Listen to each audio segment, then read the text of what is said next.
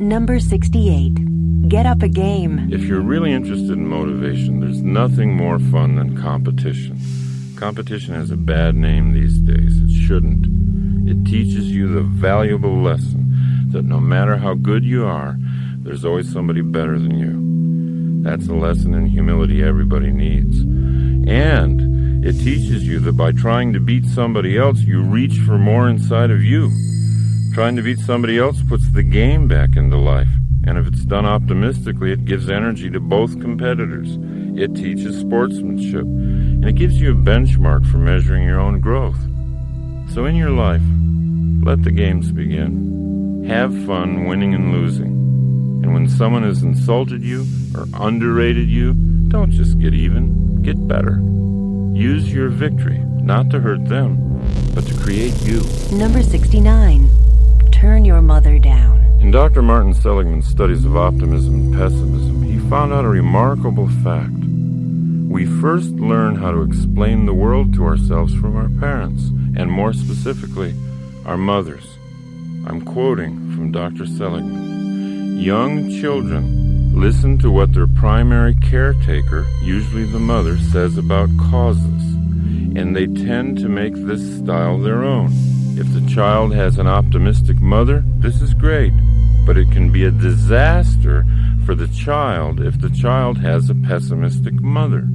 Fortunately, Seligman's studies show that the disaster only needs to be temporary, that optimism can be learned at any age. Now, it's not self-motivating to blame mom if you find yourself to be a pessimist. Blaming someone never self-motivates because it strengthens the belief that your life is being shaped by forces outside yourself.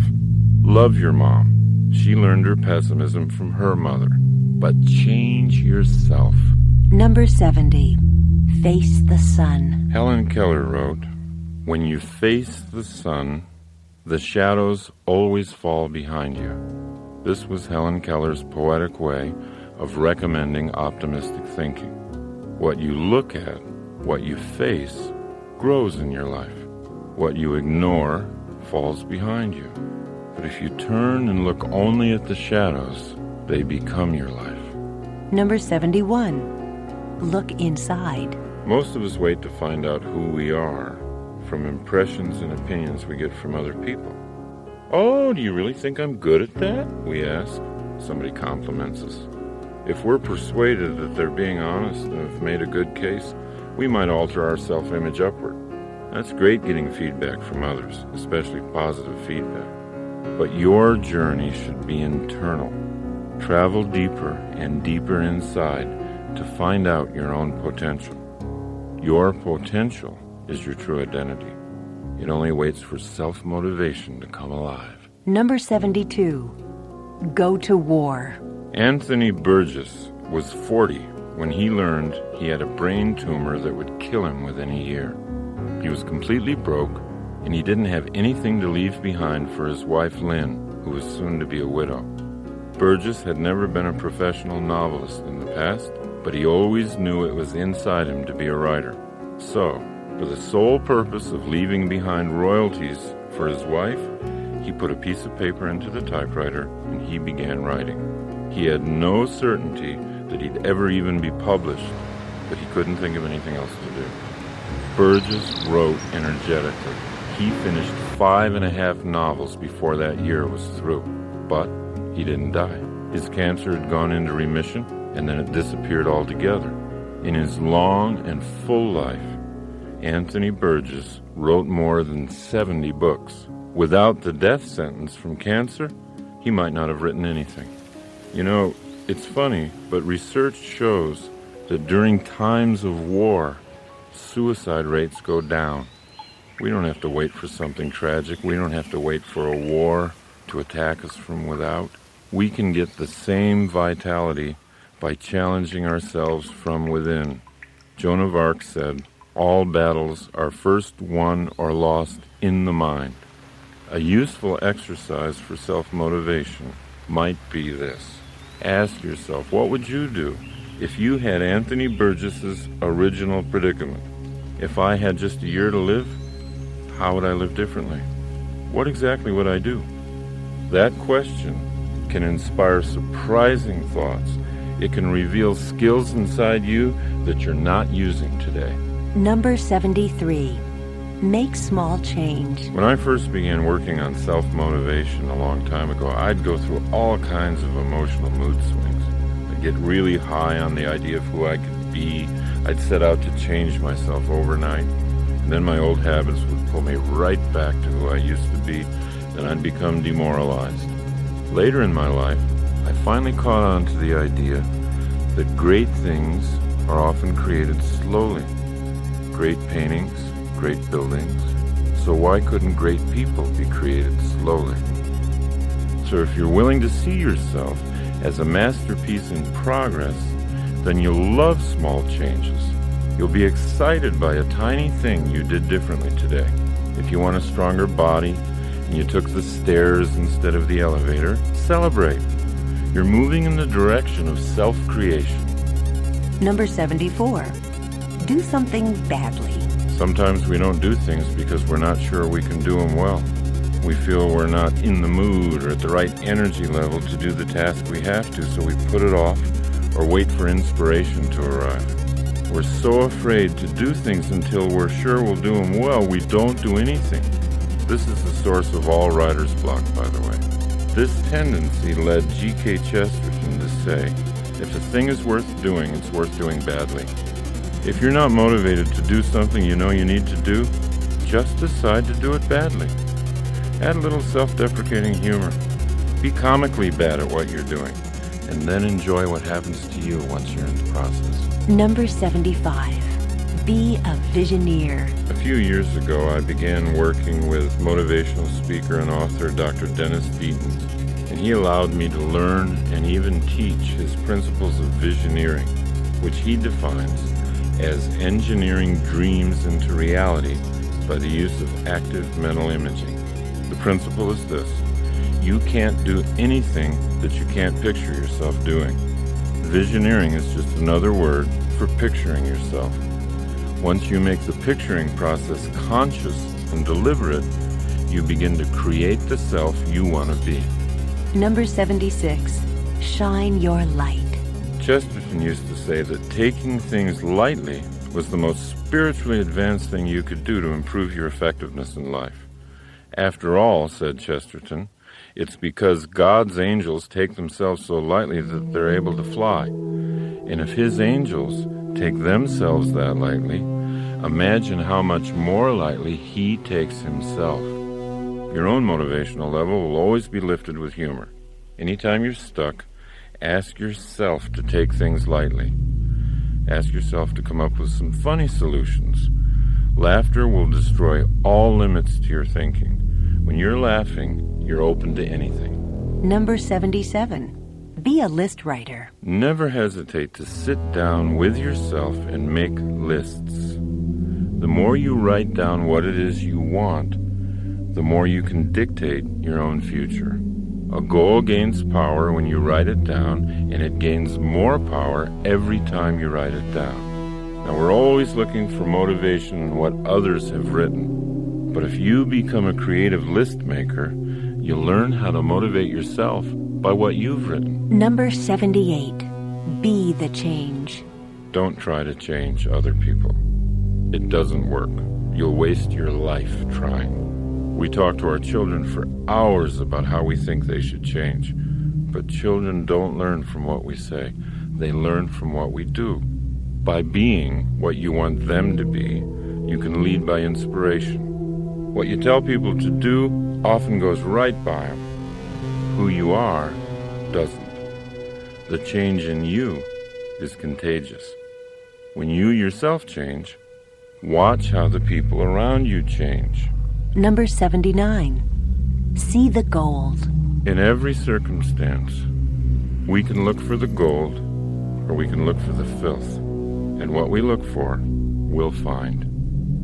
Opportunities are like those subatomic quantum particles that come into existence only when they're seen by an observer. Your opportunities will multiply when and only when you choose to see them. Number 80. Simplify. The great Green Bay Packer football coach Vince Lombardi was once asked why his world championship team, which had so many multi-talented players, ran such a basic and simple set of plays. "It's hard to be aggressive," he answered, "when you're confused. When you simplify your life, it gathers energy." Number 81. Pin life down. Recently, I was working with car dealer Henry Brown of Brown & Brown Nissan, which is a nationally celebrated Nissan dealership. And he was telling me a story about his son, a high school wrestler. Now, his boy had been getting only fair results in wrestling this year. So Henry went and talked to him, and he learned that he entered each match completely prepared to counter anything his opponent tried. And no matter how gifted Henry's son was at countering moves, countering was still countering. So finally, Henry suggested to his son that he try entering a wrestling match with a plan, a series of moves that he would initiate no matter what his opponent tried. And the boy agreed, and the results were remarkable. He began winning match after match, pinning opponent after opponent. The young wrestler's goal had always been to win. He didn't have a problem setting big goals. But as Nathaniel Branden says, a goal without an action plan is a daydream. Before any adventure, take time to plan. Let life respond to you. If you're making all the first moves, you'll be surprised at how often you can pin life down. Number 82. Strengthen your purpose. Energy comes from purpose. If the left side of the brain tells the right side that there's a sufficient crisis, the right side sends energy, and sometimes superhuman energy. And that's why there's such a difference between people who set and achieve goals all day and people who just do whatever comes up, whatever they feel like doing. To the first person, there's always added purpose. To the other, there is boredom and confusion, the two greatest robbers of energy. Because we are totally responsible for our own sense of purpose, that also means that we're totally responsible for the energy in our lives. Number 83. Go on a news fast. I first heard the phrase news fast from Dr. Andrew Weil. Now, he actually tells his patients to stop watching the news for a few weeks, and he gets great results. They sleep better, their whole systems are better. Now, my own recommendation for a news fast has to do with self-motivation. If you go for periods of time without listening to or reading the news, you'll notice an upswing in your optimism about life. You'll really feel a lift in energy. Your mind is yours to fill with whatever you want. The more you accept the responsibility of filling it, the easier it'll be to build an optimistic and effective mindset. Number 84. Choose an action. When you find yourself worrying about something, always ask yourself an action question. What can I do about this right now? And then do something. Any small thing. Anything that worries you should be acted on, not just thought about.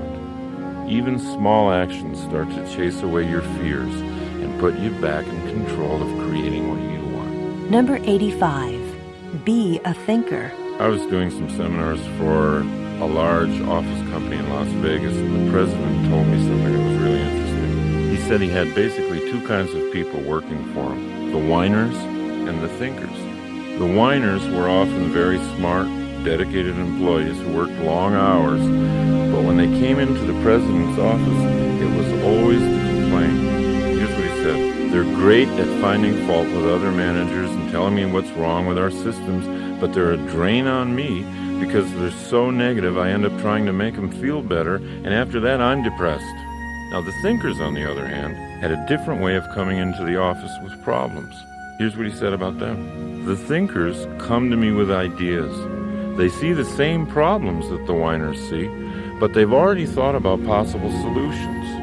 When you're committed to self-motivation, you'll follow into the realm of the thinker naturally. You'll be more valuable to your organization and to yourself. Number 86. Choose enjoyment. There's a huge difference between pleasure and enjoyment. And when we're absolutely clear about the difference, we can grow much faster toward who we want to be. What we do for pleasure For example, routine sex, eating, drinking, all kinds of short-term stuff, that's different than what we do for enjoyment. Enjoyment always involves the use of a skill, and it always involves facing a challenge. Things like sailing, gardening, golfing, any kind of activity like that involving skills meeting a challenge result in enjoyment. People who get clear on the difference begin to know how to consciously put more enjoyment into their lives. Number 87. Read mystery novels. The person with the highest IQ ever measured, Marilyn Vos Savant, recommends mystery novels as brain builders. Here's what she says. Not only is this exercise fun, but it's good for you. I'm not talking about violent thrillers or police procedural novels, but instead, I'm directing you to those elegant, clue-filled, intelligent mysteries solved by drawing conclusions, not guns." Unquote.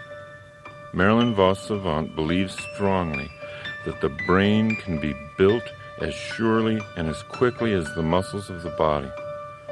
So the next time you feel like curling up with a good mystery, don't feel guilty. You might be doing the most productive thing you've done all day.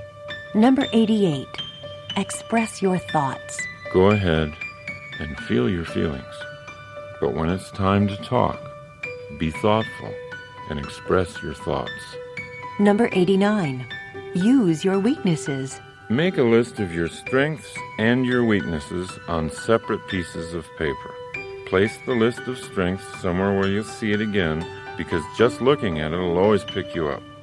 Now, look at your list of so-called weaknesses and study them for a while. Stay with it until you feel no shame or guilt about them. Allow them to become interesting characteristics instead of anything negative. Ask yourself how each characteristic could be useful to you. When Arnold Schwarzenegger became a professional actor, he had a weakness: his thick Austrian accent. It wasn't long, however, before Arnold incorporated his accent into the charm of his action hero persona on the screen, and a former weakness became a strength. His accent became an identifying part of his characters, and people everywhere were imitating it. Now, there isn't anything on your weakness list that can't be a strength for you if you think about it long enough. Number 90. Try becoming your problem. Whatever type of problem you're facing, the most self-motivational exercise I know of is to immediately say to yourself, "I'm the problem." Because once you see yourself as the problem, you can see yourself as the solution. By seeing ourselves as victims of our problems, we lose the power to solve them. To activate the power inside ourselves, we need to take only 2 essential steps. 1, own the problem, and 2, create the solution. Number 91. Inflate your goal. There is another self-motivator that must be used as an intellectual tool only. Take a certain goal of yours and double it, or triple it, or multiply it by 10. And then ask yourself, quite seriously, what would you have to do to achieve that new goal? Now, I've often used this method for self-motivation with myself. If I have a goal of signing, say, 2 seminar contracts in the next 3 weeks, I'll often get out a pad of paper and ask, how would I get 10 contracts signed in 3 weeks? It always puts me at a different level of thinking. And because I'm solving the problem of 10, I always get at least 2. Remember, it's just a self-contained game, not a promise to anybody else. But it is a game that's fun to play. Why? Because it works. Number 92. Come to your own rescue. There are 2 ideas that are contained in the work of psychotherapists Nathaniel and Devers Brandon that have helped me incredibly. Here's the first one. You can't leave a place you've never been. And here's the other one. No one is coming. I used to believe I could run from all my frightening thoughts and beliefs about myself. But all that ever did was create deeper internal fears and conflicts. What I really needed was to get all my fears into the sunshine and demystify them. Once I systematically began to do that, I was able to dismantle the fears like a bomb squad does to a bomb. Acceptance and full consciousness of those fears was the place I'd never been. Once I was in that place, I could leave. Now, the notion that no one's coming was more terrifying. That idea sounded too much like abandonment. Many of us, even as grown-ups, devise very elaborate and subtle variations of the theme, I want my mommy. The Brandons showed me that I could be much happier, much more effective, if I valued independence and self-responsibility above dependency on someone else. So when you accept the idea that no one's coming, it's actually a very powerful moment, because it means that you're enough. You can handle your problems yourself. You can grow. You can get strong. You can generate your own happiness. And paradoxically, from that position of independence, truly great relationships can be built, because they're not based on dependency. They're not based on fear. They're based on mutual independence and love. See how much better you are at self-motivation once you've begun to celebrate the news that you're enough. Number 93. Push your own buttons. Motivation never has to be accidental. Any form of motivation. A lot of people like to motivate themselves musically, for example. But you don't have to wait for hours until a certain song comes on the radio that picks up your spirits. You can control what songs you hear. If there's certain songs that always lift you up, create a greatest motivational hits tape for yourself. You've got much more control over your environment than you've ever realized. Learn how to push your own buttons. Number 94. Strengthen your rehearsal. The harder you are on yourself, the easier life is on you. There isn't anything life can challenge you with that you can't challenge yourself with in advance. You can set yourself up to succeed. If you have to make a presentation in front of someone who scares you, you can always rehearse it first in front of someone who scares you more. If you've got something hard to do and you're hesitant to do it, pick out something even harder and do that first. Watch what it does to your self-motivation going into the real challenge. Number 95. Improve your vision. Robert Fritz said, "It's not what a vision is, it's what a vision does." So what does your vision do? Does it give you energy? Does it make you smile? When you're tired, does it take you that extra mile? A vision should be judged by these criteria. The criteria of power and effectiveness. In other words, what does it do? What do you want to bring into being? If your vision isn't giving you energy, then picture another one. Keep at it until you develop a vision that's so colorful and so clear it puts you in action just to think about it. Number 96. Build your power base. The more awake you are, the more conscious you are, and the more you pay attention to how your own efforts at self-motivation are succeeding, the more powerful you'll become. Your knowledge of self-motivation is power in and of itself. Respect your knowledge and build on it. Number 97. Link truth to beauty. To me, the best case for honesty is how beautiful it is, how clean and clear it makes the journey from current reality to the dream. Truth leads you to a more confident level in your relationships with others and with yourself. It diminishes fear. It increases your sense of personal mastery. Lies, half-truths, they'll always weigh you down, whereas truth will clear up your thinking and give you the energy and clarity needed for self-motivation. Number 98.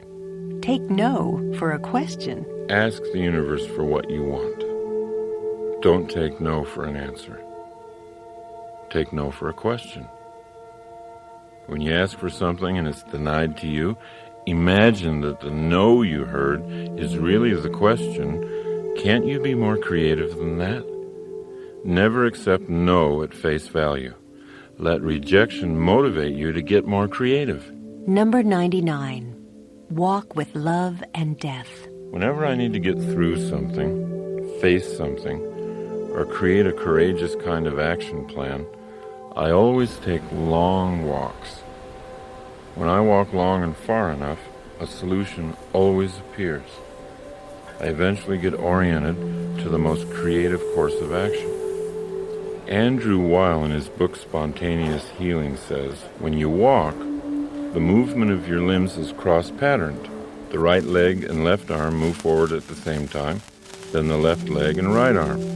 This type of movement generates electrical activity in the brain that has a harmonizing influence on the central nervous system. A special benefit of walking that you don't necessarily get from other kinds of exercise.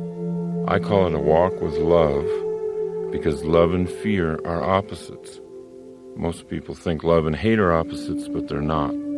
The ultimate creativity occurs from a spirit of love. Love is always creative, and fear is always destructive.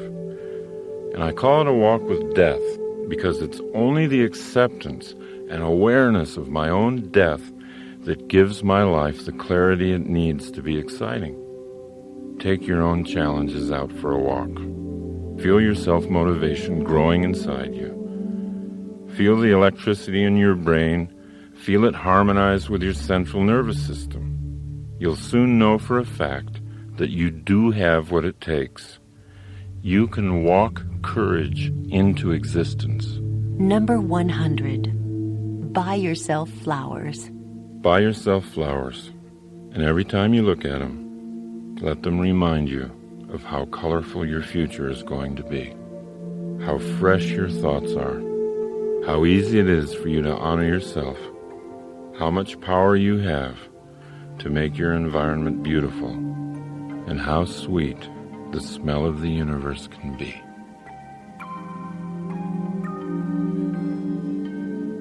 This has been a Highbridge audio presentation.